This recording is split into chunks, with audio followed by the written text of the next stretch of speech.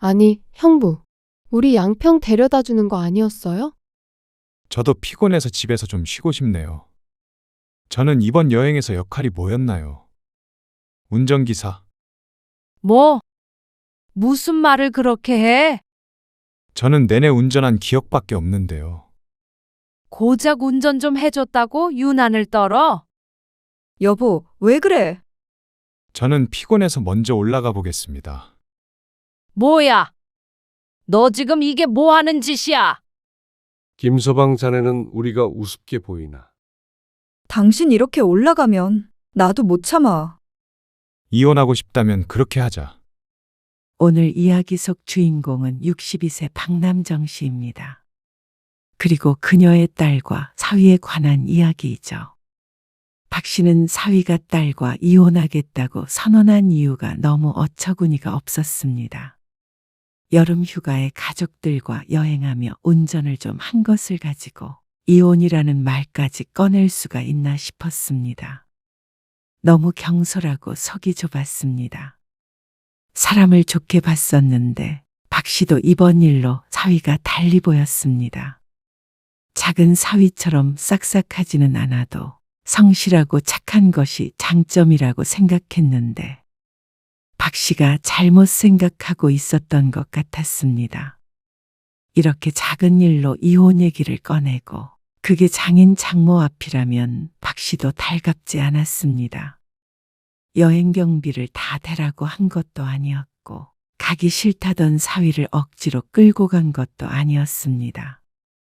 그러면 멀리 오고 가는 게 조금 고생스러웠더라도 이런 식으로 반응하는 것은 아니라고 생각했습니다. 충분히 고맙다, 고생한다, 감사의 표시는 했습니다. 그런데도 맘속에 담고 있다가 여행이 끝나고 집안을 뒤집어 놓은 사위. 박 씨도 보고 싶지 않았습니다. 박 씨는 딸이 둘 있었습니다. 둘 다 결혼을 했고 박 씨와 멀지 않은 곳에 살고 있었습니다. 그리고 손주가 셋이나 있었죠. 올해는 꼭 우리 다 같이 여행 가자. 정희 네가 소희네랑 휴가 날짜 좀 잘 맞춰봐. 박 씨가 큰딸에게 말했습니다.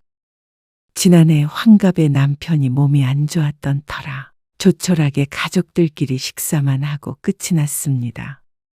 그래서 내내 아쉬웠습니다. 알았어. 소희랑 얘기해 볼게. 엄마는 부산 가고 싶거든? 부산? 그래. 다 같이 한 차 타고 부산 가는 게 엄마 소원이야. 제주도나 그런 데가 낫지 않나? 아니, 차 타고 내려가면서 휴게소에서 밥도 먹고, 유명한 지역에 세워서 맛있는 것도 먹고, 그런 거 해보고 싶어. 아, 그런 여행? 그래. 너희 지난번에 큰 차 샀잖아? 김서방한테도 물어볼게. 큰딸의 말에 박 씨는 너무 설레었습니다. 너무 해보고 싶은 여행이었습니다. 마침 큰딸내가 딱 사이즈 맞는 차도 구입했겠다. 이번이 좋은 기회라고 생각했죠. 그래서 여름 휴가 때 부산행 여행이 결정됐습니다. 다행히 두 딸들의 일정이 잘 맞아들었습니다. 차가 김서방 차니까 운전은 김서방이 좀 해줘야겠는데. 괜찮지? 아, 네. 제가 할게요. 큰 사위도 흔쾌히 동의했습니다. 그래서 박 씨는 이동 순서도 세세하게 계획했습니다. 먼저 서울에서 큰딸 부부가 차를 몰고 박 씨가 살고 있는 인천으로 와서 자신들을 태워야 했습니다. 그 다음에 용인 들렸다가 부산으로 가면 되겠다. 전날에 한 곳에 모여 있거나 하는 게 좋지 않을까요? 동선이 너무 길어지는 것 같다며 큰딸이 우려의 목소리를 냈습니다. 불편하게 뭘 그래? 새벽 일찍 움직이면 되지. 하지만 그리 멀지도 않은 거리이기에 아침에 각각 들러서 태우는 게 합리적이라고 생각했습니다. 이번 기회에 가족끼리 돈독해지고 좋겠다. 그치? 출발 당일 아침 4시 반, 큰딸에게서 전화가 왔습니다. 막 출발했다는 말이었습니다. 전날 일찍 잠든 덕에 박씨 부부도 이르게 눈 뜰 수 있었습니다. 5시가 조금 넘자 박씨네 아파트 단지 앞에 스타리아 차량이 섰습니다. 왔니? 박씨가 반갑게 인사를 하며 차에 올라탔습니다. 조수석에는 남편이 탔죠. 큰 사위가 장인을 태우니 바짝 긴장한 게 눈에 보였습니다. 진짜 졸리다. 엄마는 하나도 안 졸리다. 설레가지고. 박씨의 옆자리에 앉은 큰딸은 피곤한 기색이 역력했습니다. 사위도 이따금씩 하품을 했고 뒷자리에 벨트를 하고 앉아있는 손주 둘은 서로에게 기대어 잠이 들어 있었습니다. 부산에 가면 해운대 말고 다른데 어디가 좋다고 그러던데. 내가 유튜브에서 봤거든. 이따가 보여줄게. 그리고 자갈치 시장인가도 있지? 거기도 가보자. 네. 장모님, 눈 좀 붙이세요. 아니야, 잠 안 와. 그리고 용인까지 가서 작은 딸네 가족을 태웠습니다. 차 안이 북적북적했습니다. 휴게소에 들를까요? 아니, 한 중간쯤 도착하면 가자. 사위가 말을 거는데 어쩐지 눈이 가물가물 감겼습니다. 수도권을 벗어나면 바로 휴게소에 갈 생각이었는데 잠이 와서 의욕이 줄었습니다. 그러면 좀 주무세요. 장모님, 빨리 잠이 올까 싶었지만 박 씨는 꾸벅꾸벅 졸기 시작했습니다. 차는 쌩쌩 달리기 시작했고 떠들썩했던 차 안은 어느새 조용해졌습니다. 박 씨는 잠깐씩 잠에서 깼습니다. 주변을 둘러보니 앞자리에 앉아있던 남편까지 포함해서 전부 잠이 든 것 같았습니다. 박 씨는 또다시 까무룩 정신을 잃었습니다. 적당히 흔들리는 차의 진동이 잠들기 딱 좋았습니다. 그러다가 소근소근 들리는 대화 소리에 박 씨는 정신이 들었습니다. 휴게소에서 한번 멈추는 게 좋을 것 같아. 가장 가까운데 얼마나 남았어? 3km. 많이 졸리지? 조금만 참어. 졸리니? 박 씨가 둘의 대화에 끼어들었습니다. 목소리가 꽉 잠겨 있었습니다. 출발한 지 2시간이 지나 있었습니다. 일찍 일어났더니 아무래도 피곤하긴 했던 모양이었습니다. 간단하게 뭐 좀 먹을까? 휴게소에 도착해서 모두들 스트레칭도 하고 화장실도 다녀왔습니다. 아침을 이곳에서 먹으면 좋겠다 싶었습니다. 이런 것도 다 추억이 되지 않겠나 싶었습니다. 그래서 맛없어 보이는 휴게소 음식도 꿀맛 같았습니다. 여보, 나 좀 피곤한데. 식사가 어느 정도 끝나가자 큰 사위가 딸에게 말했습니다. 딸은 난감한 듯한 표정이었습니다. 아, 운전하기 힘들어? 빨리 가야 할 것 같은데. 나는 고속도로에서 운전이 자신이 없어서. 그래, 김서방. 위험한데 왜 애한테 운전을 맡기려고 해? 김서방이 고생 좀 해. 중간중간 쉬어가면 되지. 좀 더 내려가서 고속도로에서 나가서 맛있는 것도 먹고 그러자. 네. 알겠습니다. 그래도 큰 사위의 차니까 주인이 모는 게 좋을 것 같아서 사위를 격려하며 말했습니다. 사위는 눈밑이 거뭇해 보였습니다. 하지만 휴게소에서 밥도 먹고 쉬었으니 기운을 좀 차렸을 거라고 생각했습니다. 다들 차에 올라타서 즐겁게 대화를 나눴습니다. 한숨 자고 일어나니까 생기를 되찾은 것 같았습니다. 아이들도 깨서 소리를 지르고 난리가 났죠. 장인어른, 휴게소에서 잠깐 서도 될까요? 그런데 사위가 앞자리에서 남편에게 묻는 말이 들렸습니다. 출발한 지 1시간 정도 됐을 때였습니다. 목을 연신 좌우로 움직이는 걸 보니 허리든 목이든 불편한 것 같았습니다. 그때 박 씨가 앞으로 몸을 기울여 사위에게 말했습니다. 그냥 얼른 가. 점심 먹게 식당으로 가자고. 휴게소에서 또 밥을 먹기도 좀 그렇잖아. 시간만 늦어지니까 좀만 고생해서 가죠. 그래요. 형부. 애들도 너무 힘들어하는 것 같아요. 아이들은 처음에는 신이 나서 떠들었지만 시간이 지나면서 점점 힘들어하기 시작했습니다. 좁은 공간에서 장시간 앉아 있는 것이 쉽지 않았겠죠. 특히 막내는 참얼미까지 하는 것 같았습니다. 여보, 피곤해? 그렇긴 한데. 계속 갈게. 그래. 얼른 도착해서 쉬는 게 낫지. 박 씨의 남편까지 거들자 사위는 다시 속력을 냈습니다. 그리고 가장 가까웠던 휴게소를 지나쳐 버렸습니다. 여러모로 합리적인 선택이라고 생각했습니다.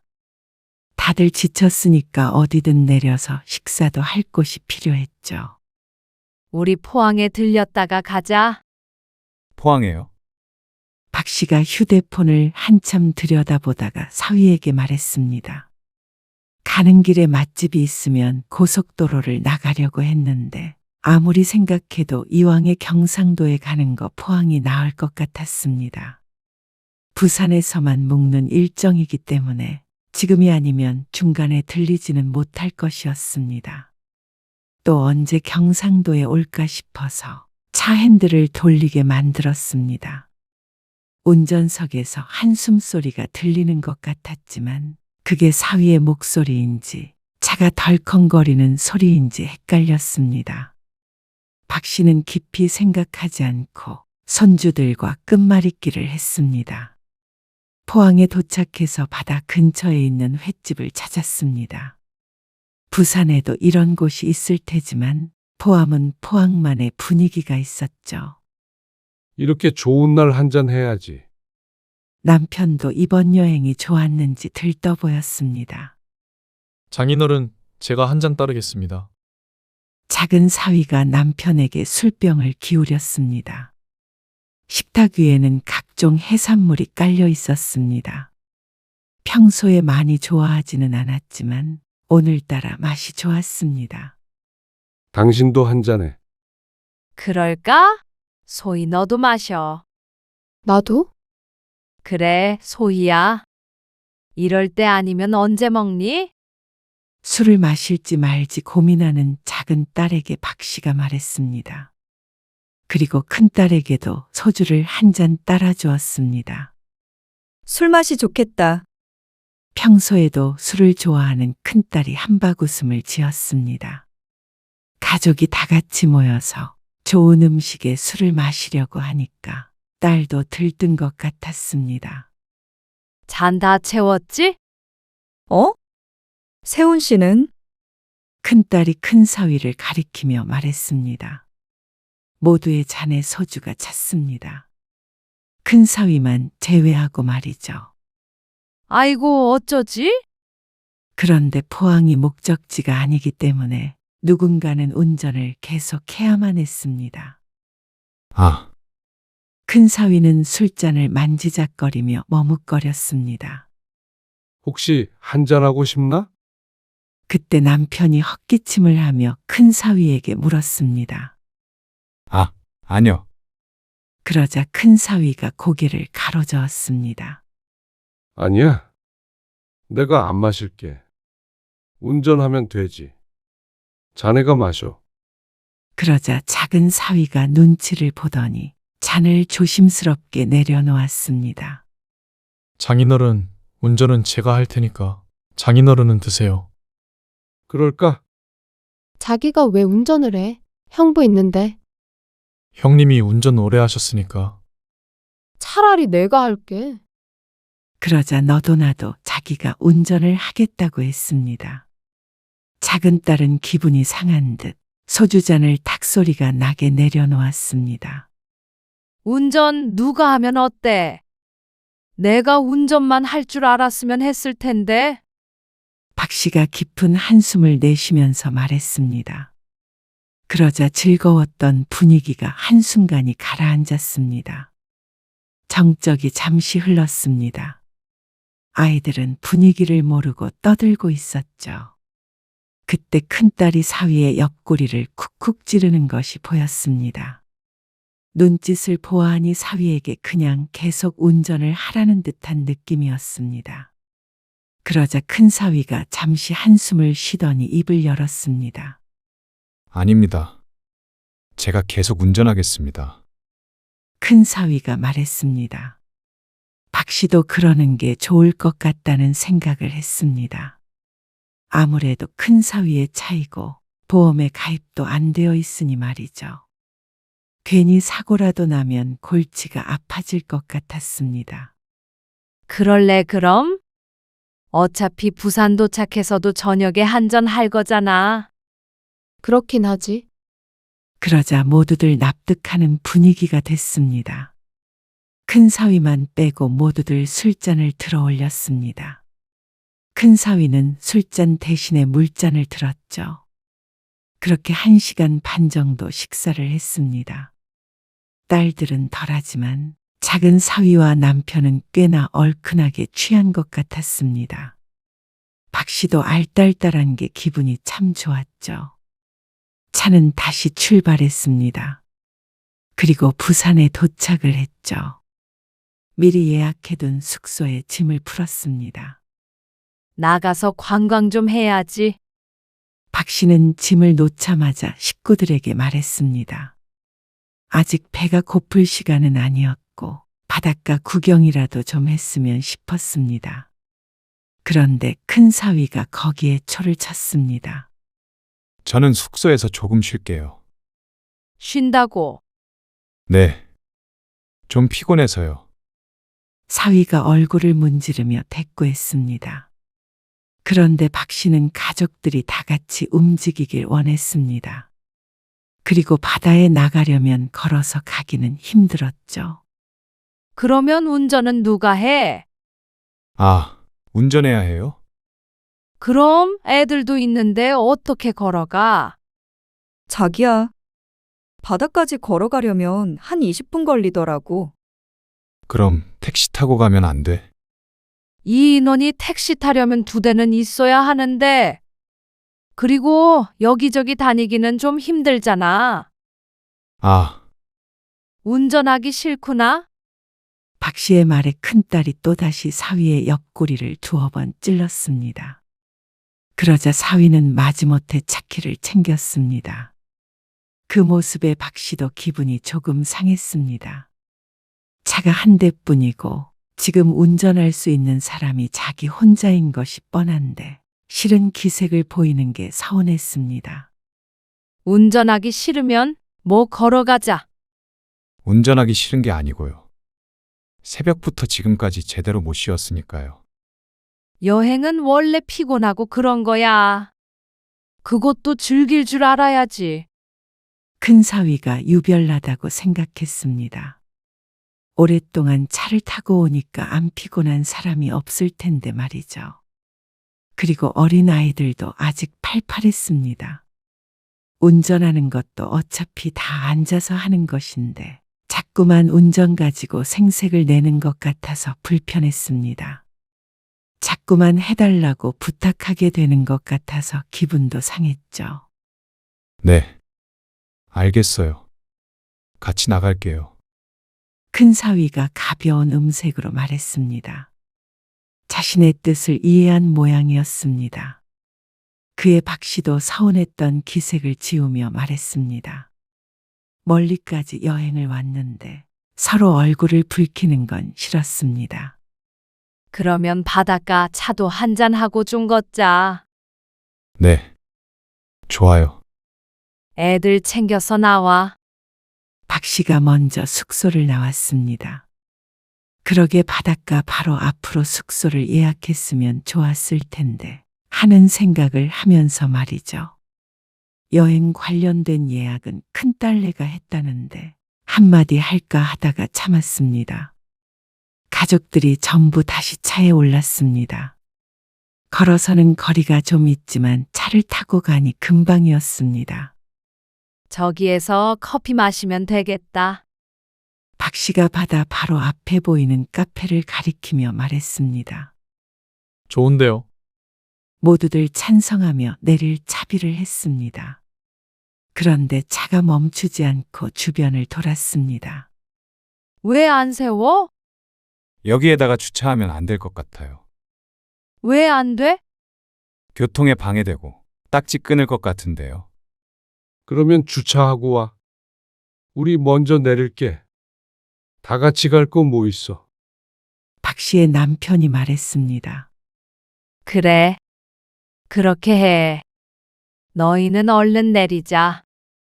박 씨는 작은 딸 부부와 큰 딸, 그리고 손주들까지 챙겨서 차에 내렸습니다. 혼자 남겨진 사위가 박 씨의 큰 딸을 길게 응시하는 게 보였습니다. 혹시 다 내려버려서 서운한가 싶었지만 큰 딸은 크게 신경 쓰는 기색이 아니었습니다. 그래서 박 씨도 크게 신경 쓰지 않았습니다. 박 씨 일행은 다 같이 바닷가 앞 카페로 들어갔습니다. 전망이 탁 트여 있는 것이 마음속도 트이는 것 같았습니다. 술도 점점 깼고 말이죠. 엄마, 주문해야지. 나는 달달한 커피. 작은 딸이 가족들이 원하는 음식을 휴대폰에 메모했습니다. 한 번에 주문을 하겠다며 말이죠. 근데 형 보고도 뭐 시켜야 하는 거 아니야? 들어온 지 5분이 넘었는데 사위가 올 생각을 안 했습니다. 주차장을 못 찾았는지 아니면 멀어서 시간이 걸리는 것인지 몰랐습니다. 일단 냅둬. 뭐 좋아하는지도 모르는데. 박 씨의 말에 작은 딸이 고개를 끄덕이고 주문하러 갔습니다. 사위는 박 씨 일행의 음료가 모두 나올 때까지도 도착하지 않았습니다. 박 씨네가 카페에 들어온 지 20분 정도 됐을까. 사위가 티셔츠를 펄럭거리며 들어왔습니다. 바깥이 더운 탓에 땀범벅이었습니다. 대충 아무데나 대고 오지. 박 씨가 혀를 차며 말했습니다. 근처 주차장에 자리가 없어서요. 좀 멀리에다가 주차했어요. 덥지? 큰딸이 묻자 큰 사위가 자리에 앉으며 고개를 끄덕였습니다. 그러더니 테이블을 두리번거렸습니다. 내 거는 오면 먹고 싶은 거 알아서 시키라고 안 시켰어. 아, 사위는 어쩐지 당황한 듯한 모습이었습니다.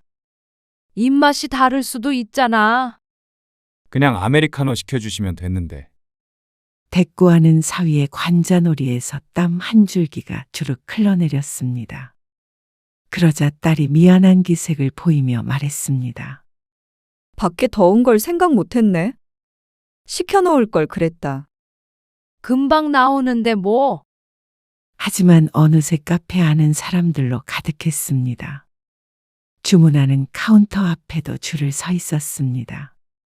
사위는 천천히 자리에서 일어나서 카운터로 향했습니다. 대여섯 명이 줄 서 있는 뒤로 섰죠. 박 씨는 사위에게서 눈을 뗐습니다. 어느새 박 씨의 컵은 비어가고 있었습니다. 역시나 더워서 그런지 다들 몇 모금 만에 빠르게 마셨습니다. 밖에 보이는 바다가 반짝거리고 뛰어다니는 아이들과 걷고 있는 사람들이 좋아 보였습니다. 슬슬 일어나고 싶은데. 박 씨가 사위가 있는 곳을 힐끔거리며 말했습니다. 주문을 하려면 아직 앞에 두 사람이나 남아 있었습니다. 그러게 아무데나 대고 오지. 박 씨는 아까 했던 말을 반복했습니다. 길에다가 잘 대고 같이 들어왔으면 지금쯤이면 다 마시고 일어났을 테니 말이죠. 박 씨의 말에 큰딸이 자리에서 일어나 사위에게 갔습니다. 여보, 다들 다 마셔가지고 이제 나갈 것 같은데 당신 커피는 테이크아웃 하자. 뭐? 지금? 응. 우리는 온 지 한참 됐잖아. 당신도 바닷가 걸으면서 마셔. 그게 더 운치 있고 좋지. 나 땀을 너무 많이 흘려서 좀 시원한 데 앉아서 먹고 싶은데. 어떻게 그럼? 다 기다리게 하기도 좀 그렇고. 딸이 말끝을 줄였고 사위는 일행이 앉아 있는 테이블 쪽을 보다가 박 씨와 눈이 마주쳤습니다. 박 씨도 사위가 딸의 말대로 했으면 싶었습니다. 음료도 없이 계속 앉아 있기도 좀 있으셨죠. 그러자 또다시 한숨을 쉬는 사위. 박 씨의 인상이 찡그려지려던 찰나에 사위가 고개를 끄덕이는 모습을 봤습니다. 나 그러면 여기 잠깐만 앉아서 마시다가 나갈게. 먼저 나가 있어. 그런데 커피를 가지고 나갈 게 아니라 마시고 오겠다는 말을 했습니다. 왜 이렇게 따로 행동하려 하는지 박 씨는 이해가 안 됐습니다. 어차피 바다 구경하러 온 거 기분 좋게 나가서 커피 마시며 같이 걸으면 좋을 텐데 말이죠. 박 씨 일행은 사위만 남겨둔 채로 먼저 나왔습니다. 큰딸이 사위가 있는 카페를 돌아보길래 박 씨가 나무랐습니다. 너도 여행 왔으면 남편 신경 그만 쓰고 놀아. 김서방이 애도 아니고 뭐를 그렇게 챙겨? 그치? 알아서 먹고 오겠지? 그래. 딸이 박 씨에게 팔짱을 끼며 웃었습니다. 박 씨 일행은 바닷가를 거닐었습니다. 날이 덥긴 했지만 차가운 음료를 마시기도 했고 해가 지고 있어서 좀 나은 것 같았습니다. 김서방은 왜 안 나온다니? 전화해 볼게. 후다닥 마시고 나와야지 자꾸만 기다리게 하는 통에 신경이 쓰였습니다. 곧 어디든 들어가서 식사를 해야 하는데 또 사위가 오기만을 기다려야 하니 말이죠. 딸과 통화를 한 사위는 잠시 뒤에 보였습니다. 커피를 다 마시지 못했는지 플라스틱 컵에 들고 나온 듯 했습니다. 우리 이제 밥 먹어야지. 아, 네. 부산이니까 횟집이나 그런 곳으로 찾아봐. 네. 아, 근데 엄마. 김서방 회 잘 못 먹긴 하는데 아까도 먹었잖아. 즐겨 먹진 않아. 어머, 그래도 부산에 왔는데 해산물 안 먹고 뭘 먹니? 난 뭐 좋아서 먹어. 그냥 분위기로 먹는 거지. 박 씨가 어처구니가 없어서 사위를 쳐다보았습니다. 그러자 사위가 대답했습니다. 아닙니다. 저는 괜찮아요. 괜찮대잖아. 그래? 자기 괜찮아? 그럼 횟집으로 검색한다. 그렇게 박 씨 가족은 또다시 횟집에 가서 또다시 술판을 벌렸습니다. 짧은 거리였지만 차를 가지고 온 사위가 걱정돼서 쳐다봤더니 또다시 물만 마시고 있었습니다. 한잔하지 그래. 그래. 차 놓고 택시 타고 가면 되지. 걸어가거나. 큰 사위는 잠시 말이 없더니 고개를 저었습니다. 차 가지고 갈게요.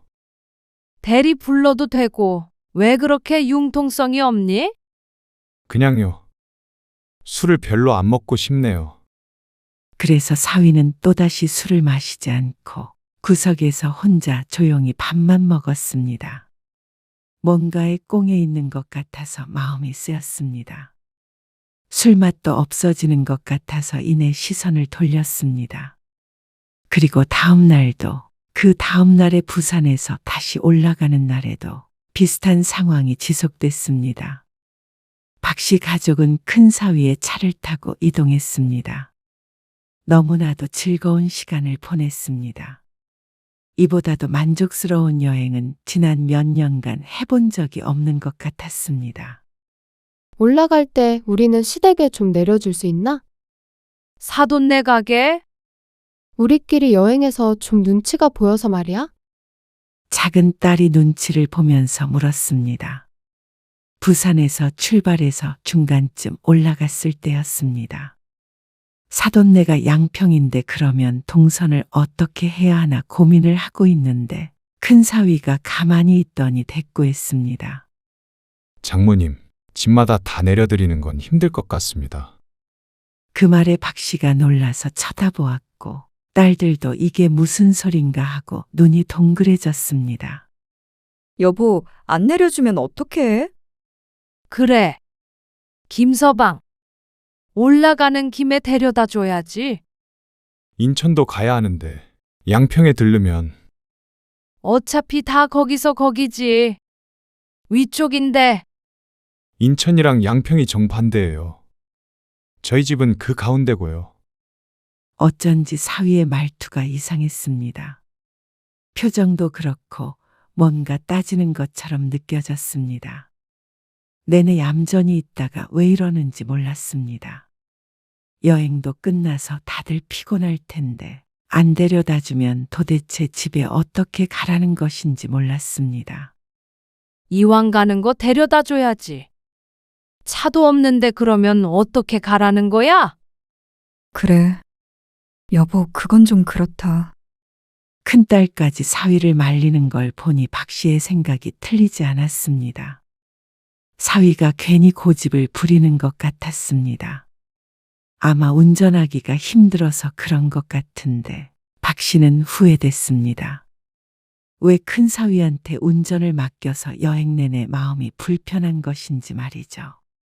운전 좀 해준다고 생색이 대단했습니다. 힘든 건 알겠고 고생한 것도 충분히 알겠지만 왜 이렇게 모든 식구들을 한 사람 눈치를 보게 만드는 것인지 몰랐습니다. 그러면 용인 집에라도 내려주시면. 사위는 말이 없었습니다.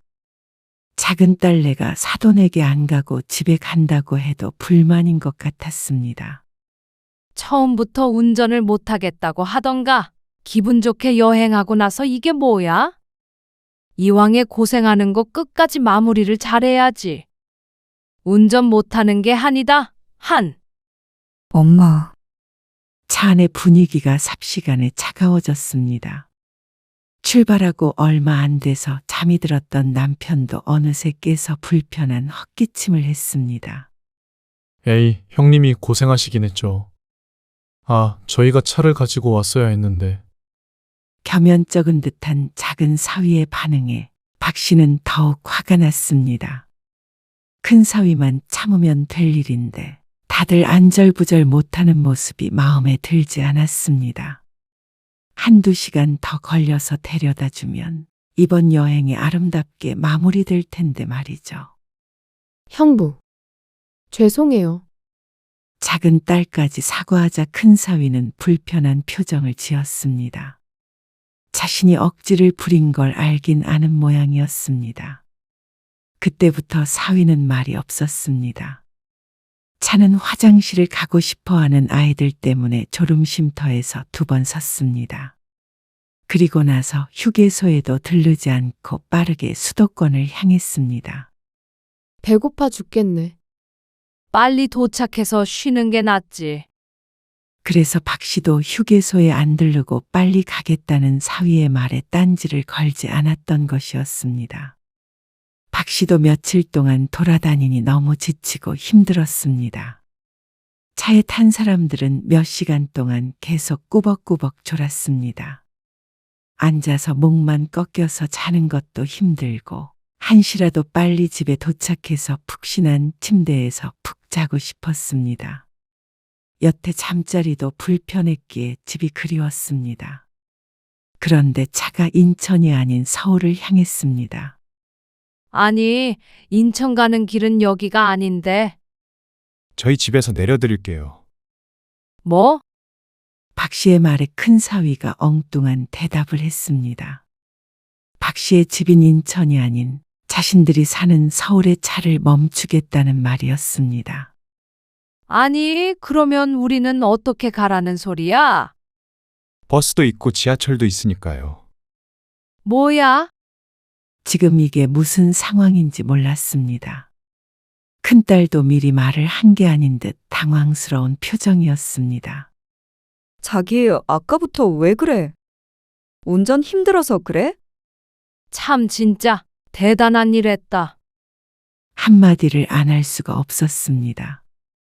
큰 사위가 그동안 고생해서 고마운 마음이 있었는데 이제는 그런 생각도 들지가 않았습니다. 사람이 정도껏 해야지 뻔히 차가 없는 걸 아는데도 집에 안 태워주겠다고 하는 그 심보가 너무 못됐습니다. 아니, 우리 양평 데려다 주는 거 아니었어요? 작은 딸도 이제는 기분이 상한 듯 했습니다. 차를 가지고 사람을 갖고 노는 것도 아니고 큰 사위 빼고 온 식구가 기분이 상한 듯 했습니다. 저도 피곤해서 집에서 좀 쉬고 싶네요. 아니, 누가 쉬지 말라 그래? 집에는 데려다가 놓고 쉬어야 할 거 아니야? 저도 이번 여행에서 할 만큼 한 것 같습니다.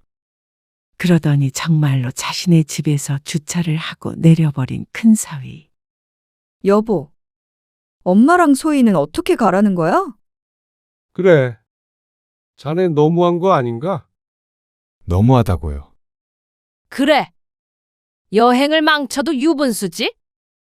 제가 여행을 망쳤어요? 그래. 저는 이번 여행에서 역할이 뭐였나요? 운전기사? 뭐? 무슨 말을 그렇게 해? 저는 내내 운전한 기억밖에 없는데요. 고작 운전 좀 해줬다고 유난을 떨어. 고작이요? 10분 거리도 안 걸어 다니시고 운전시키셨죠. 밀면 먹으러 갔을 때도 주차하고 오라고 그러시고 먼저 드시고 계셨잖아요. 저녁에 음식 포장해 오는 일도 며칠 내내 저 시키셨고 점심에는 여기저기 돌아다니면서 술판 벌리실 때 저는 한 모금도 못 먹고 운전만 했어요. 3일 내내 그랬잖아요. 여보, 왜 그래? 당신도 그래. 만약에 반대 상황이었다면 나는 절대 당신 혼자 그렇게 고생하게 안 뒀어. 커피 한 잔을 마셔도 나는 차만 챙겨야 했잖아. 바다 구경도 제대로 못한 것 같아. 무슨 말을 그렇게 해. 그냥 가족끼리 그럴 수도 있는 거지. 나는 운전기사고 너랑 처제랑 장모님만 가족이었지. 고작 운전? 내가 이번 여행에서 하루에 운전을 몇 시간 한 줄이나 알아. 고작 운전이라는 소리 들으려고 그런 거야? 아무리 부부끼리도 이렇게 함부로 대하면 안 돼. 당신 너무 흥분한 것 같아, 지금. 일단 엄마 아빠부터 모셔다 드리고. 모셔다 드리든 말든 당신이 알아서 해. 저는 피곤해서 먼저 올라가 보겠습니다. 뭐야? 너 지금 이게 뭐 하는 짓이야? 김서방 자네는 우리가 우습게 보이나? 참던 남편까지 폭발했습니다. 남편을 작은 사위가 겨우 말리고 있었죠. 당신 이렇게 올라가면 나도 못 참아. 큰딸의 말에 사위가 조용히 중얼거렸습니다. 이혼하고 싶다면 그렇게 하자. 뭐?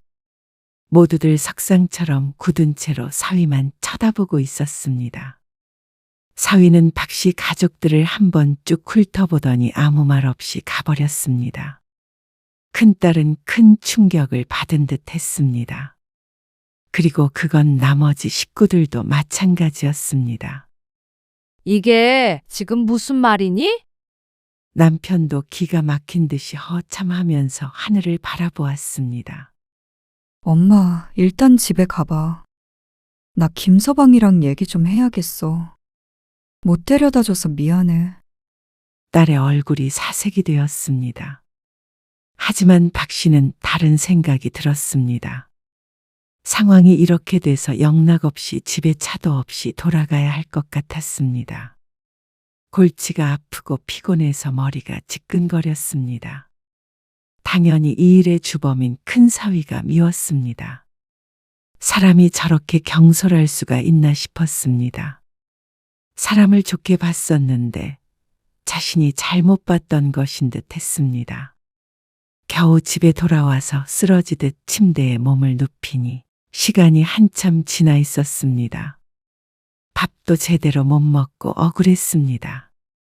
큰딸내에게선 연락이 없었습니다. 별일이야 있겠나 싶었지만 큰딸이 사위에게 제대로 얘기를 했을까 걱정이 됐습니다. 그런 버릇은 초장에 고쳐야 하는데 말이죠. 그런데 며칠 뒤에 뜻밖의 연락을 받게 되었습니다. 큰딸에게서 메시지가 왔죠. 엄마, 김서방한테 사과해. 우리가 너무했던 것 같아.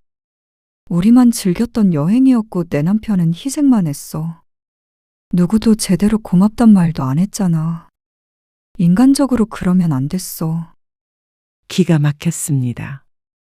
사위가 딸을 어떻게 구워 삶았는지 몰랐습니다. 박 씨는 곧바로 딸에게 전화를 걸었습니다. 너 그게 무슨 소리니? 지금 사과를 해야 할 사람이 누군데? 사람을 어떻게 주차장에다가 던져놓고 올라가 버려? 내가 사위한테 그런 취급을 받고 사과까지 해야 해? 이혼하자고 그래서 그래. 그냥 콱 이혼하겠다고 소리를 쳤어야지. 엄마, 나 이혼할 생각 없고. 우리가 잘못한 거 맞아. 나도 몰랐는데 우리가 너무했어. 사과 안 하겠다면 우리도 더는 엄마나 소인애 안 봐. 뭐? 사과할 생각 없다는 거지? 그래. 없다. 뭐 안 봐? 운전 좀 시켰다고 이혼하겠다는 사위는 내가 먼저 사양이야. 나도 너희 다시는 안 봐? 박 씨는 전화를 확 끊어버렸습니다. 그러고는 한참을 씩씩댔죠. 어이가 없었습니다. 그리고 괘씸했습니다. 사위도 딸도 똑같이 괘씸했습니다. 그래서 이참에 본때를 보여줄 생각이었습니다. 박 씨는 한참을 연락하지 않았습니다.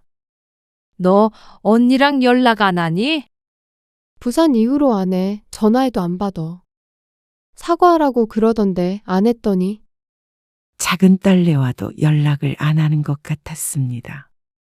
결국 그렇게 연이라도 끊을 모양인 듯 했습니다.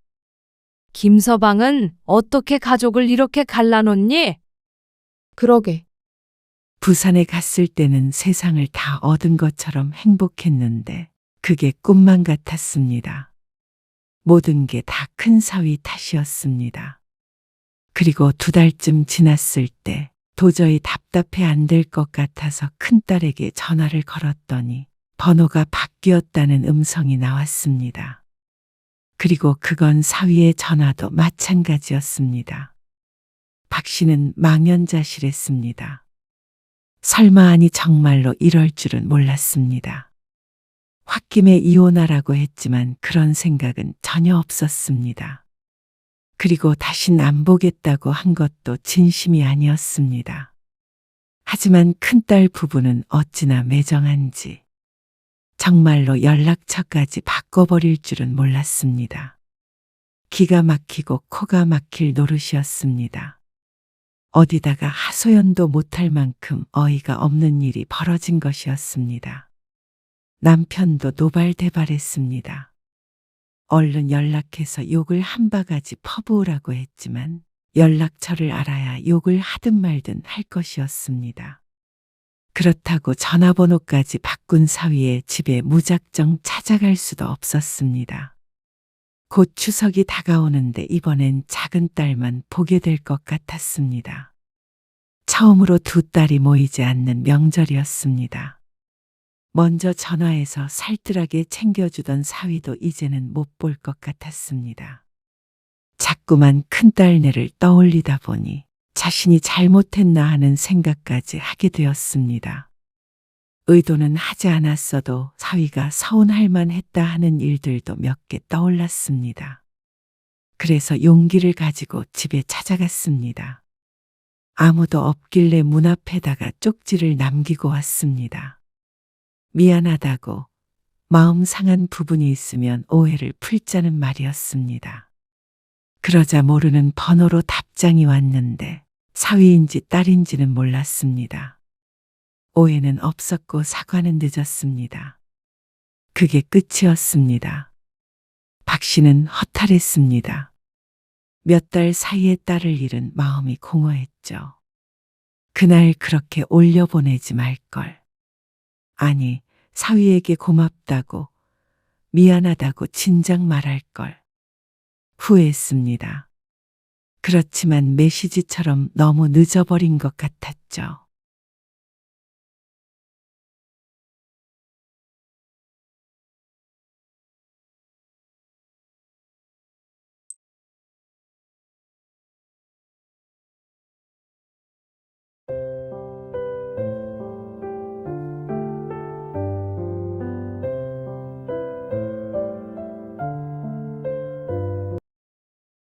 너 진짜 사람 애먹인다. 무슨 고등학생 애도 아니고 말 몇 마디에 꽁해가지고 말이야. 뭐? 아니, 그렇잖아.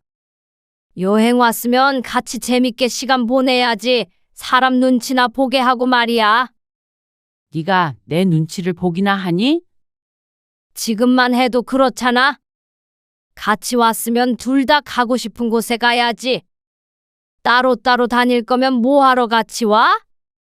둘 다 가고 싶은 곳이 아니라 네가 가고 싶은 곳이겠지.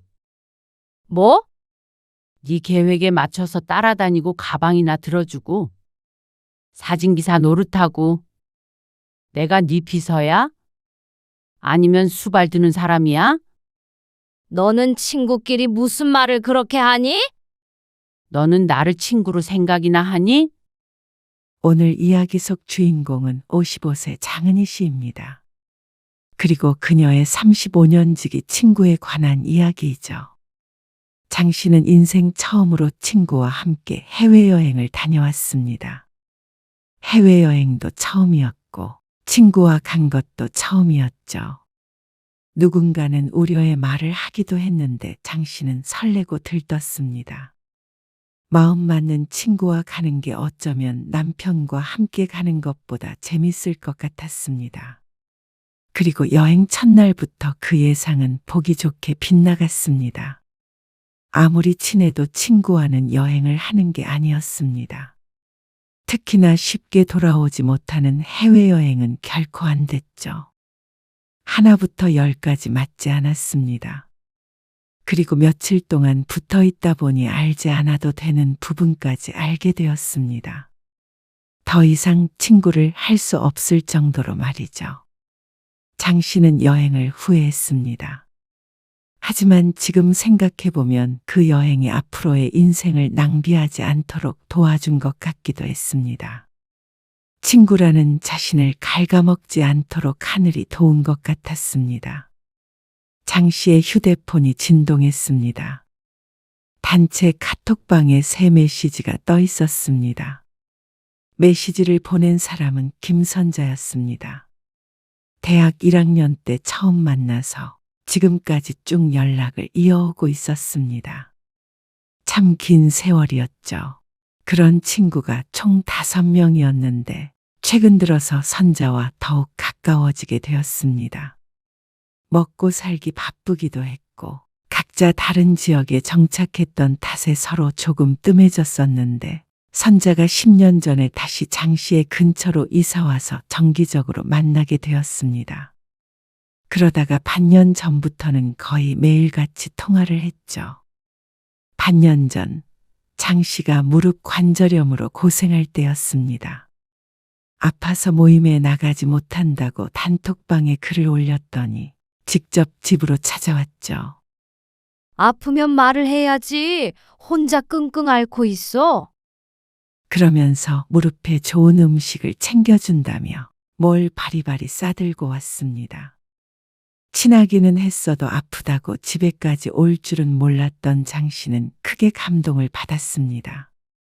남편보다 낫다 싶기도 했죠. 그때부터는 단톡방에서 대화를 나누는 게 아니라 개인적으로 연락도 하고 따로 만나기도 했습니다. 모임 때만 가끔 만나던 친구 사이를 벗어나서 더 가까워지는 계기가 되었습니다. 그러던 어느 날이었습니다. 모임에서 다 같이 식사를 하고 차를 마시고 있는데 자연스럽게 여행 이야기가 나왔습니다. 그러고 보니까 우리는 우리끼리 여행 간 적도 없네. 가까운 곳으로 나들이를 간 적은 몇 번 있었지만 친구들이 말하는 건 해외였습니다. 나도 가고 싶긴 한데 손주 돌보느라 못 가. 조금 일찍 할머니가 된 친구가 말했습니다. 나 없으면 우리 남편 난리 난다. 그리고 또 다른 친구도 곤란하다고 했습니다. 해외여행을 가려면 며칠씩 집을 비워야 하는데 그건 부담스럽다고 했죠.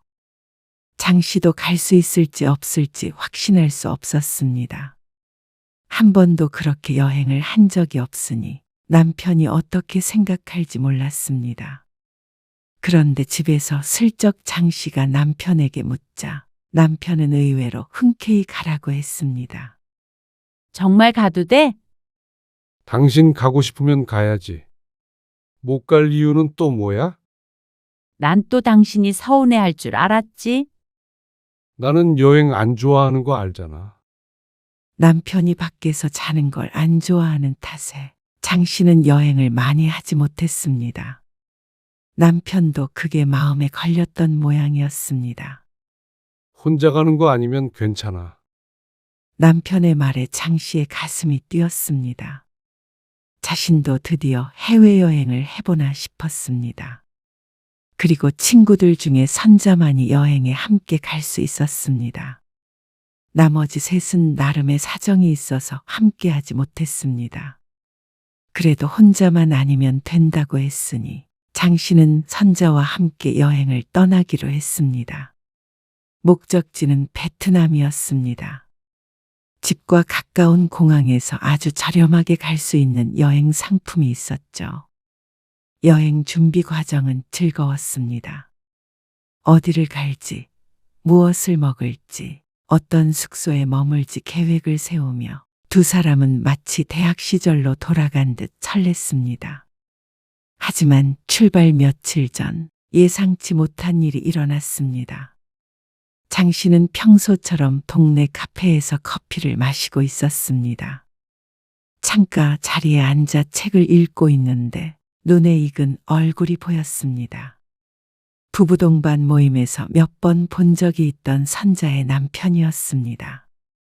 그런데 그 옆에는 선자가 아닌 젊은 여성이 있었습니다. 30대, 40대, 그 언저리로 보이는 젊은 여자였고 둘은 매우 친밀해 보였습니다. 둘은 팔짱을 끼고 있었고 여자는 그에게 몸을 기대고 있었습니다. 누가 보아도 심상치 않은 사이 같았죠. 장 씨의 심장이 빠르게 뛰기 시작했습니다. 동료나 단순히 아는 사이처럼 보이지 않았습니다. 어머, 어떡해. 장 씨의 머릿속이 복잡해졌습니다. 친구로서는 알려줘야 할 것 같았지만 한편으로는 남의 부부 문제에 끼어들기가 조심스러웠습니다. 전후 사정도 전혀 모르고 말이죠. 이런 건 모른 척하는 게 현명하다는 걸 알고 있었습니다. 그런데 그때 남자와 잠시 눈이 마주쳤습니다. 장 씨는 눈을 크게 떴고 남자는 화들짝 놀라더니 여자의 팔을 끌고 황급히 사라졌죠. 나는 내가 원하는 일정 짜갈 테니까 은희 너는 네가 원하는 대로 짜. 그리고 비교해보면서 다니자. 그날 하필이면 선자에게서 전화가 왔습니다. 장 씨는 이 비밀을 안고 있자고 다짐했습니다.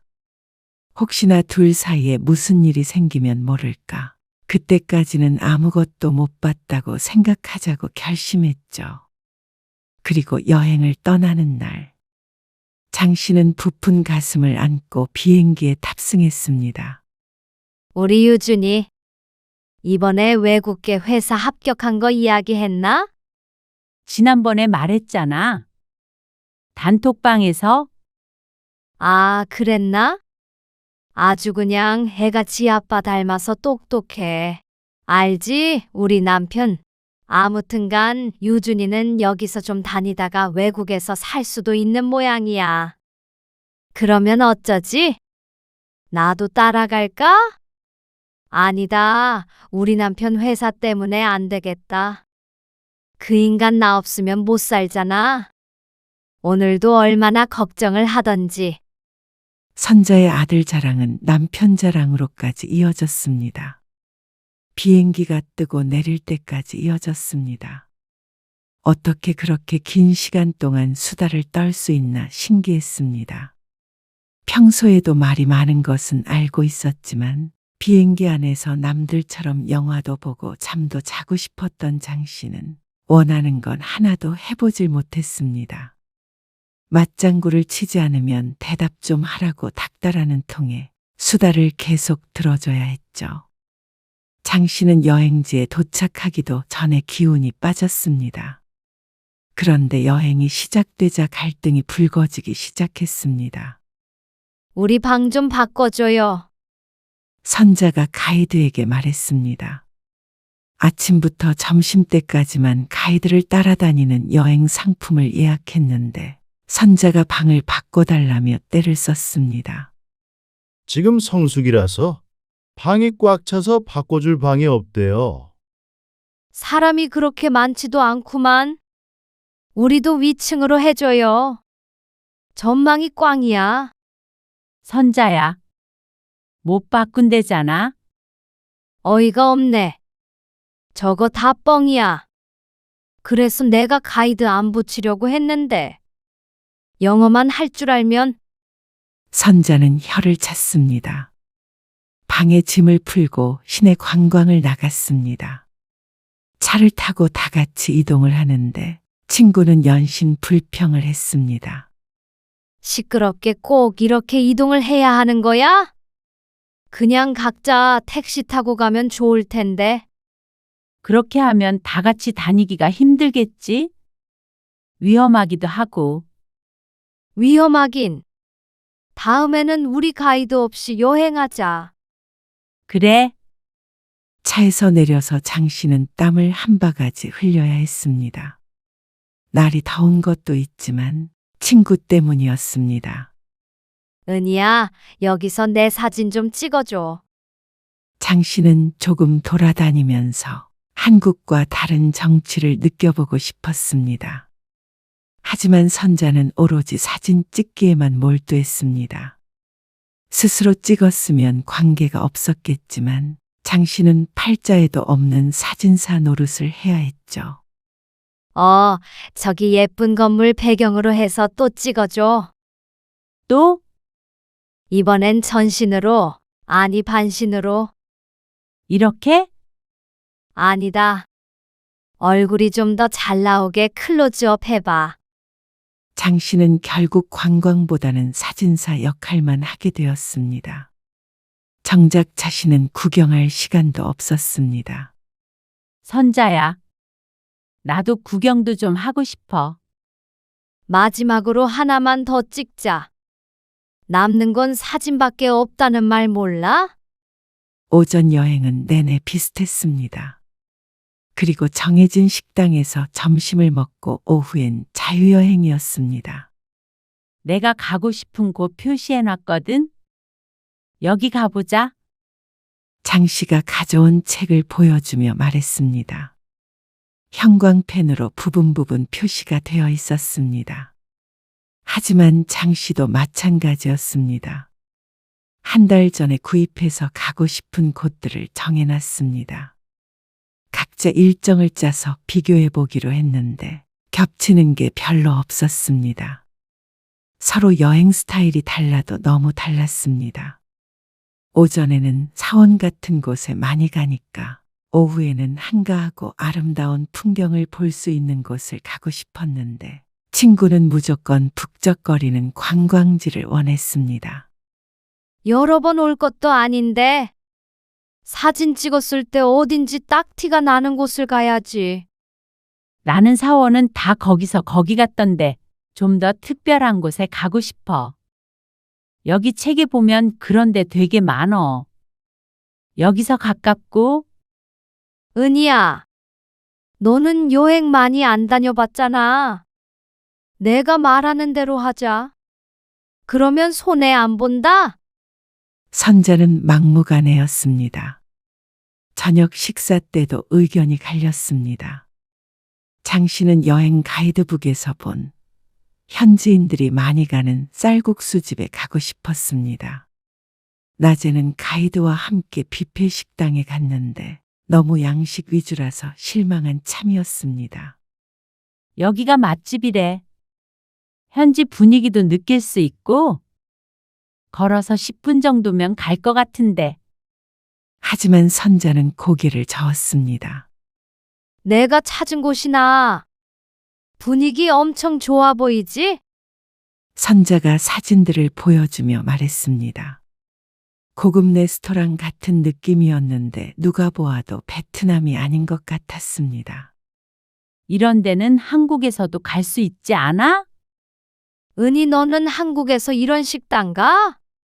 뭐, 꼭 그렇지는 않지.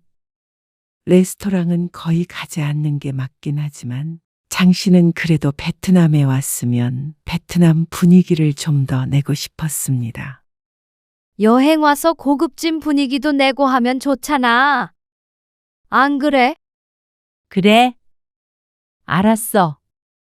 장 씨는 아쉬운 마음을 숨긴 채로 친구가 가자는 곳으로 따라갔습니다.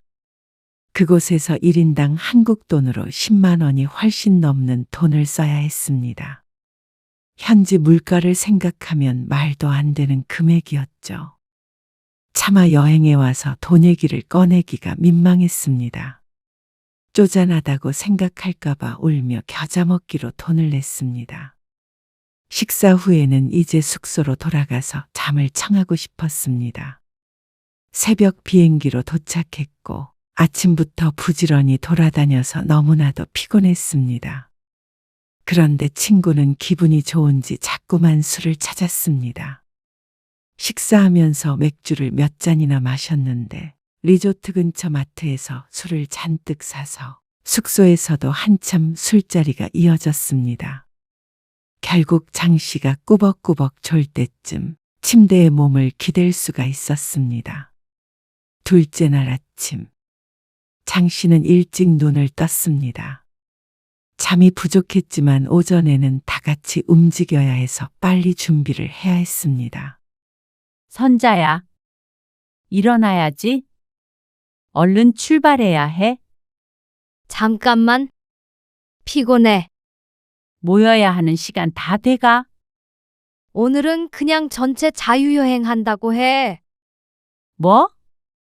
좀 더 자고 우리끼리 돌아다니자고. 여기 수영장에서 수영도 하고. 그건 오후에 하면 되잖아. 돈도 냈는데. 그리고 우리만 빠지는 건 안 좋아할 것 같은데. 괜찮아. 어제 계속 버스만 타고 돌아다니는 거 재미도 없었잖아. 그러고 나서 잠에 빠져버린 친구. 장 씨는 곤란해하면서도 선택권이 없었습니다. 친구만 두고 혼자 가버릴 수도 없었습니다. 가이드 또한 곤란한 기색을 보였습니다. 원칙적으로는 무조건 동행을 해야 한다고 그랬죠. 여러 이해관계가 얽혀 있는 것 같았고 안전상의 문제도 있는 것 같았습니다. 하지만 일어나지 않는 사람을 일으켜 세울 재주가 둘 모두에게 없었습니다. 현지 시간 11시가 다 돼서 친구가 일어났습니다.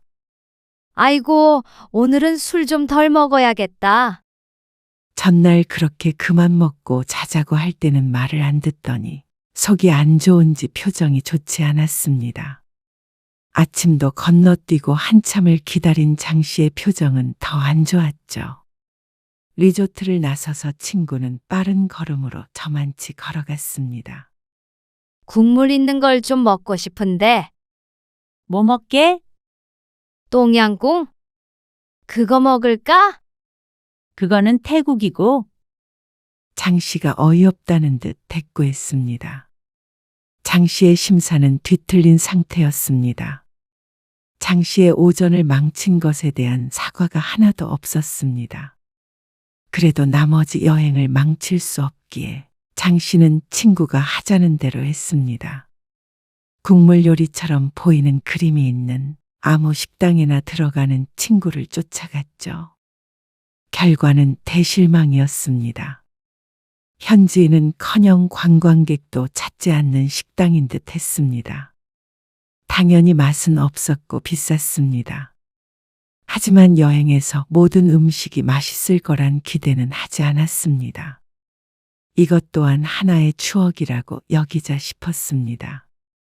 잠깐만, 나 여기서 뭐 좀 사야 되는데. 이것 좀 들고 있어줘. 친구가 옷가게에 들어가며 자신의 가방을 장 씨에게 떠넘겼습니다. 황당해진 장 씨가 멍하니 서 있었는데 친구는 이미 사라진 뒤였습니다. 쇼핑을 하는 건 알겠지만 자기 가방은 자기가 들어야 하는 것 아닌가 싶었습니다. 다 샀어. 너는 안 살 거지? 여기서는 사고 싶은 게 없네. 근데 목마르지 않아? 저기 가서 물 좀 사다 주라. 뭐? 뜬금없는 친구의 말에 장 씨는 자신이 들은 게 맞나 싶어 되물었습니다.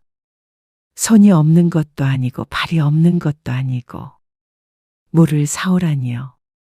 황당해하는 장 씨의 표정을 읽었는지 친구가 미안한 듯한 표정을 지으며 변명했습니다. 아이, 나 허리 안 좋은 거 알잖아. 50세가 넘어가면서 허리가 좋은 사람이 과연 몇 명이나 있을까 하는 생각이 순간 들었습니다. 그리고 장 씨도 무릎이 안 좋기는 마찬가지였습니다. 장 씨는 잠시 눈을 감았다 떴습니다. 장 씨의 무릎이 아팠을 때 무릎에 좋은 음식이라며 들고 찾아왔던 친구를 떠올렸죠. 잠깐만 기다려. 장 씨는 친구를 위해 물을 떠왔습니다. 그런 장 씨의 선의에도 불구하고 친구는 자신을 불먹으려고 들었습니다. 여행을 망치고 싶지 않아서 부탁을 들어주거나 좋은 말로 거절하는 것도 한계였습니다. 저녁은 현지 시장 구경한 다음에 근처에서 먹자. 시장? 그런 데는 좀 지저분하지 않아? 그래도 그런 분위기가 좋잖아. 난 비위상해서 그런데 별로 안 좋아하는데. 거기 쌀국수가 1,000 얼마라고 그러더라. 싸면 단주라니? 우리 그래도 먹는 건 제대로 먹자. 차라리 바닷가 근처에서 꽃게 같은 거 먹으면 좋잖아. 그래, 그것도 좋지. 게나 새우 같은 해산물을 먹는 것도 장 씨가 원했던 것에 포함이 되어 있었습니다. 그래서 친구의 말대로 하기는 했지만 무엇 하나 장 씨의 계획대로 하지 않으려는 친구에게 불만이 생길 수밖에 없었습니다. 결국 그날도 하루 종일 선자가 원하는 대로 했습니다. 그래서 그런지 선자는 무척 신이 나 보였습니다. 우리 남편이 여행 잘 다녀오라고 여행 자금을 넉넉하게 줬거든. 아, 그래? 근데 은희 너네 남편은 안 줬어? 자꾸 싼 것만 먹으려고 하고. 여행 왔으면 팍팍 좀 써라. 그런 거 아니야. 아니긴. 너희 남편도 참 그렇다. 모처럼 와이프 여행 보내주는 거 통 좀 크게 쓰지. 여행 자금 안 부족해. 쌀국수도 맛있을 것 같아서 먹자는 거고. 장 씨의 말에도 친구는 알만하다는 듯이 짓궂은 표정으로 웃으며 대꾸했습니다. 어이구, 어련하겠어? 순간 기분이 상한 장 씨가 입을 다물었습니다. 무슨 의도로 그런 말을 한지는 모르겠지만 장 씨를 무시하는 기색이 다분했습니다. 그렇게 자랑하는 친구의 남편에 대해 장 씨는 친구가 모르는 사실을 알고 있었습니다.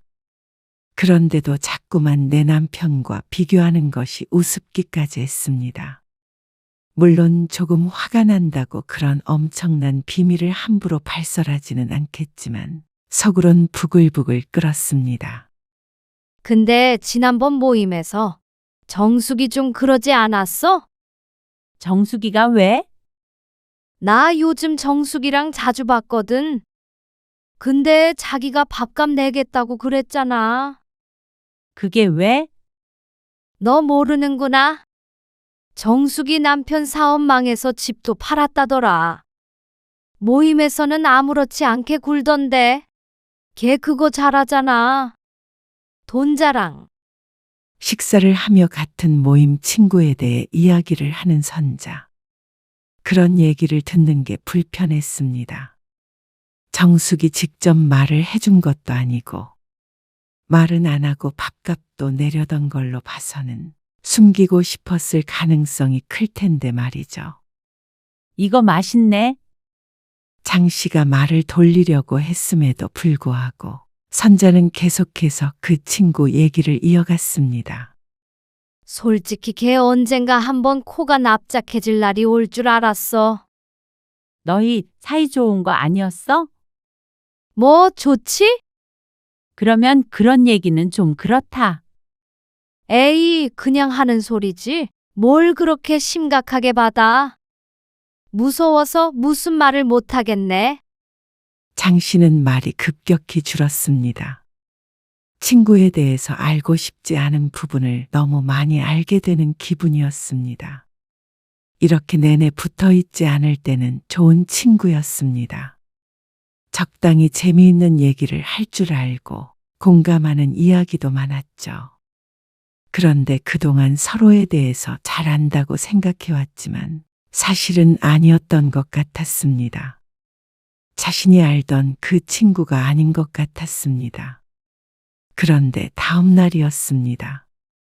점심을 먹고 가이드 버스를 타고 이동을 하는데 기념품 샵의 차가 멈췄습니다. 이런 식으로 물건 구매를 유도한다는 것은 장 씨도 익히 들은 바가 있었습니다. 하지만 여행을 싸게 온 편이기에 불만은 없었습니다. 사고 싶은 물건이 있다면 사면 되고 아니면 말면 되니까 말이죠. 이것들이 완전 사기꾼이네.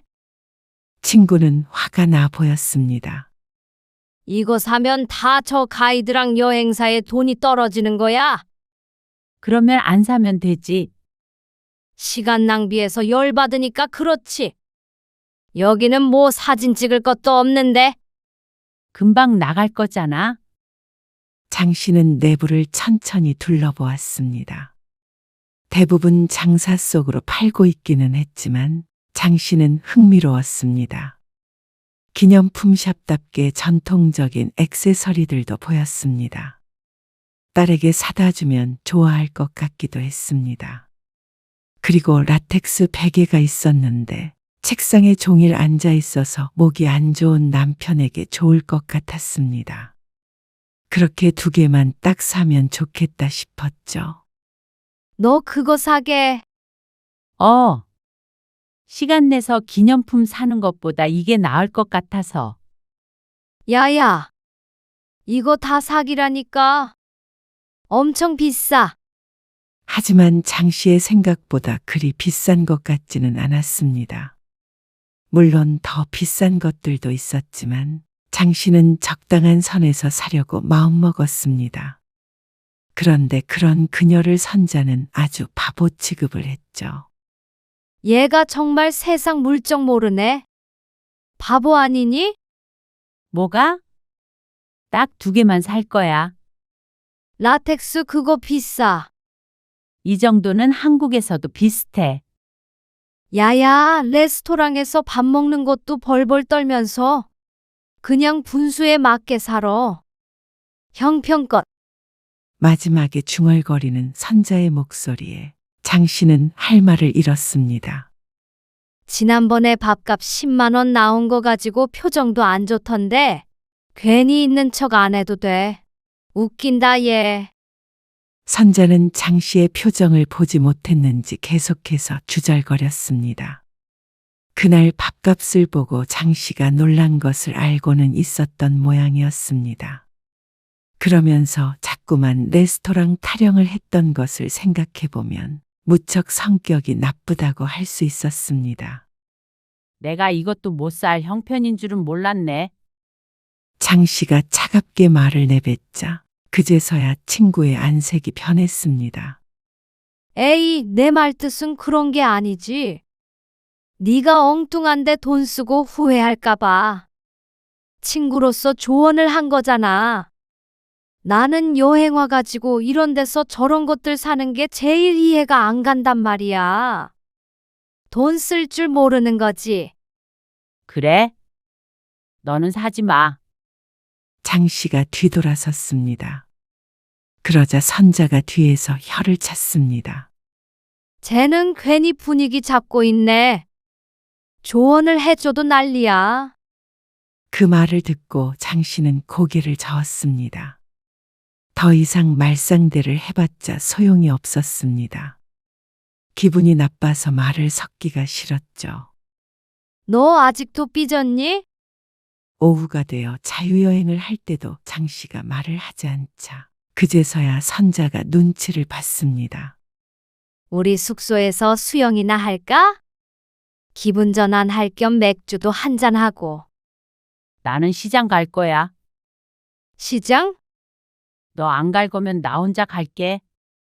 비위가 상한다며 안 간다고 하길래 장 씨는 혼자라도 갈 생각이었습니다.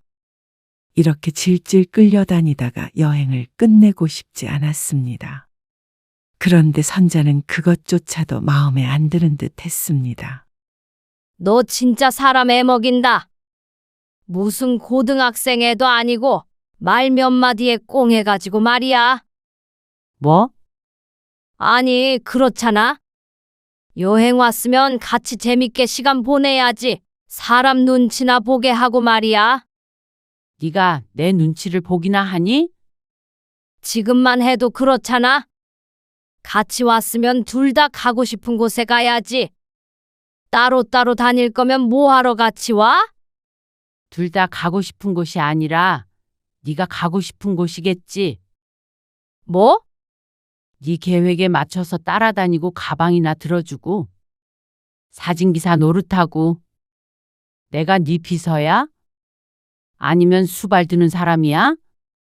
너는 친구끼리 무슨 말을 그렇게 하니? 너는 나를 친구로 생각이나 하니? 두 사람은 길거리에서 언성을 높이며 다퉜습니다. 결국 두 사람은 서로에게서 등을 돌렸습니다. 숙소에 도착해서도 서로를 투명인간 취급을 했습니다. 그리고 여행 마지막 날까지 따로 행동했습니다. 장 씨는 차라리 그게 나았습니다. 선자 때문에 못 갔던 장소들도 가보고 못 먹었던 것들도 먹고 말이죠. 처음엔 혼자 돌아다니는 게 무서웠는데 별것 아니었습니다. 해가 졌을 때 혼자 돌아다니지만 않으면 됐습니다. 마지막 날에는 다행히 같은 가이드 여행에 동참했던 한국인 가족과 야시장에도 가게 되었습니다. 이만하면 꽤나 만족스러운 첫 해외여행으로 남을 것 같았습니다. 공항에서 짐을 찾을 때도 둘은 마치 남남처럼 행동했습니다. 그리고 아무 말 없이 다른 방향으로 걸어갔습니다. 집으로 돌아온 장 씨는 며칠 동안 여행 사진을 꺼내보지 않았습니다. 그런데 며칠 뒤에 선자에게서 문자 메시지가 하나 도착했습니다. 이래서 여행은 서로 수준 맞는 사람이랑 가야 하는 것 같다. 시간만 낭비했네. 앞으로 연락하지 마. 그런데 그 메시지가 장 씨 개인에게 온 것이 아니었습니다. 카카오톡 모임 단톡방으로 온 것이었습니다. 친구들이 무슨 일이냐고 묻는 전화를 해왔습니다. 하지만 장 씨는 해줄 말이 없었습니다. 그냥 여행 스타일이 안 맞았어. 그런데 친구들은 선자로부터 다른 이야기를 들은 것 같았습니다. 근데 선자가 그러는데 네가 내가 뭐? 아니, 우리 험담을 했다고. 나는 네가 그럴 사람이 아닌 걸 아니까. 믿지는 않는데 좀 찜찜해서 말이야. 네 남편 짠돌이라고 여행 가는데 한 푼도 안 줬다고 그런 말도 하더라. 기가 막혔습니다. 여행을 망친 것도 부족해서 친구들 사이를 이간질까지 하려는 모양이었습니다. 근데 우리들 중에 믿는 애들 아무도 없어. 선자가 그렇게 말하면 말했지. 네가 그럴 사람은 아니잖아. 다행히 친구들은 장 씨의 편을 들었습니다. 선자가 자꾸만 나한테 애들 얘기를 해서 나도 불편했거든. 장 씨에게만 험담을 한 것이 아닌 모양이었죠. 고등학생 애 같은 게 누군지 몰랐습니다.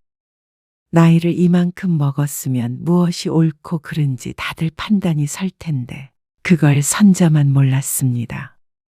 장 씨는 이번 여행을 후회하면서도 참 다행이라고 생각했습니다. 그런 선자에 대해 모르고 계속 가까이 지냈다면 그것만큼 시간과 심력이 낭비되는 일도 없었을 테니 말이죠. 장 씨는 이대로 선자와 연락을 끊고 살 생각이었습니다. 상대할 가치가 없다고 생각했습니다. 그런데 친구가 장 씨를 가만히 두질 않았죠. 한 달 저도 지난 어느 날 새벽에 걸려온 전화. 장 씨는 잠결에 휴대폰 화면을 확인하곤 받지 않았습니다. 하지만 계속 전화가 왔습니다. 세 번째 전화에서 결국 받았습니다. 여보세요. 그런데 전화를 받자마자 고함이 날아왔습니다. 너 내 남편 바람 피고 있는 거 알고 있었어? 그게 무슨 소리야, 갑자기. 알고 있었잖아. 내 남편 봤다며? 그걸 어떻게 알아? 너한테 들었냐고 그러더라. 나는 그동안 바보처럼 아무것도 몰랐어. 너는 네가 내 친구가 맞기는 했어? 어쩜 나한테 이래? 그걸 알고도 너는 나랑 여행 갔을 때 죄책감 안 들었니? 장 씨는 장 씨 나름대로 기가 막혔습니다. 그녀가 서운할 수는 있겠지만 장 씨가 죄책감이 들 일이 아니라고 생각했습니다. 장 씨가 그 얘기를 꺼냈다면 과연 이런 일이 없었을까요? 아무리 친한 친구이지만 함부로 끼어들 수가 없었습니다. 하지만 친구는 그런 장 씨를 이해하지 못했습니다. 우리 인연이 몇 년이니? 여행에서 좀 서운하다고 연락 끊을 때부터 알아봤어. 아주 음흉하고 자기밖에 모르는 년이잖아. 뭐? 난데없는 욕설에 기가 차서 할 말을 잃었습니다. 네가 그러고도 친구야? 야, 이 나쁜 년아. 너 말 다 했니? 너희 부부 일을 가지고 왜 나한테 욕이야? 넌 배신자야. 아마 자신의 남편에게 하고 싶은 붕풀이를 장 씨에게 하는 것 같았습니다. 만만한 사람이 자신인 것 같았죠. 너희 남편 일은 안타깝게 생각해? 나는 누구와는 달리 입이 무거워서 말이야. 여기저기 떠벌리지를 못했네. 뭐? 남들한테 내 얘기하고 다니지 마. 너 그러다가 입으로 망해. 너 말 다 했어? 나도 너 더 이상 친구로 생각 안 할게. 너는 진작에 그러고 살았던 것 같지만 너 내가 애들한테 말해서 상종도 하지 말라고 할 거야. 너 도대체 나이가 몇이니? 장 씨가 한심하다는 듯 말했고 친구는 모욕을 당한 듯 더 길길이 날뛰었습니다. 남의 인생 망치고도 잘 사나 보자. 누가 인생을 망쳤다는 말인지 몰랐습니다. 남편과의 일로 판단력이 흐려진 듯 했습니다. 너는 사람을 존중하는 법 좀 배워. 그러다가 네 곁에 아무도 안 남을 거야. 그렇게 전화를 끊었습니다. 그리고 날기 밝은 오전의 단톡방에는 글이 하나 올라왔습니다. 선자가 장 씨에 대해 폭로하는 내용이었습니다. 남편의 외도 사실을 알고도 의도적으로 숨겼다며 배신자라는 말을 또다시 했죠. 이런 사람이랑은 같은 모임을 할 수 없다며 장 씨를 비난했습니다. 장 씨는 마냥 모임에서 쫓겨나더라도 어쩔 수 없다고 생각했습니다. 그렇다면 인연은 거기까지라고 생각했죠. 하지만 며칠 뒤에 단톡방을 나간 사람은 장 씨가 아닌 선자였습니다. 선자의 폭로에도 채팅창은 며칠간 싸늘했습니다. 누구도 어떤 말도 하지 않았습니다. 그런데 선자가 나간 후에 정숙에게서 전화가 왔습니다. 선자 이혼한다고 하더라고. 사실 미경이도 알고 있었다더라. 근데 그걸 어떻게 말하니? 누가 무슨 원망을 들으라고. 애들도 선자랑 대판했어. 그래? 씁쓸한 기분이 들었습니다. 남의 불행을 고소해 하고 싶지는 않았습니다. 결국 선자는 장 씨의 말대로 입으로 망했습니다. 여행만이 문제가 아니었습니다. 나중에 우리끼리 기분 전환할 겸 제주도 같은 데라도 가자. 하지만 장 씨는 마음먹은 것이 있었습니다.